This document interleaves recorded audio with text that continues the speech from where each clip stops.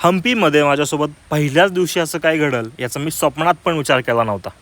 मंडळी नमस्कार, माझं नाव आहे ओंकार आणि आपल्या हम्पीच्या पहिल्याच रीलमध्ये तुमचं स्वागत आहे. हम्पीला पोहोचण्यासाठी मी बाय रोड हा मार्ग निवडला. रात्री साधारण 1 वाजता मी हॉस्पिटलला पोहोचलो. हॉस्पिटलला राहण्यासाठी भरपूर सोयी उपलब्ध आहेत. हॉस्पिटल बस स्टेशनच्या वरच्याच बाजूला राहण्यासाठी सेपरेट रूम्स मिळतात आणि कॉमन हॉलची सोय उपलब्ध आहे. कॉमन हॉलमध्ये जर तुम्ही राहिलात तर 200 रुपये चार्ज करतात आणि सेपरेट रूमसाठी 400 रुपये पर रूम. सो अशा प्रकारे मी रात्री तिकडे राहिलो आणि इथून हम्पी हे साधारण 16 ते 17 किलोमीटर आहे.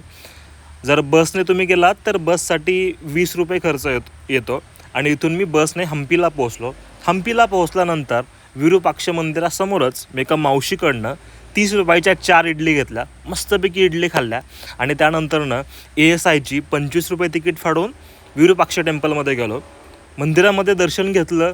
खूप छान नजारे होते.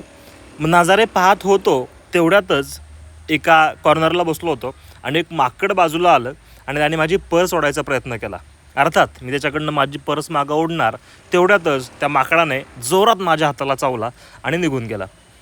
त्यानंतरनं मी लगेच तिथूनच एका जवळच्या शॉपमधनं सायकल भाड्याने घेतली आणि तिथून गाठलं मी कमलापूरमध्ये प्रायमरी हेल्थ केअर सेंटर आहे आणि तिथे जाऊन TTचं इंजेक्शन घेतलं. पुढचा प्रवास तर अजून भारी होता. उद्याच्या व्हिडिओमध्ये सांगतो.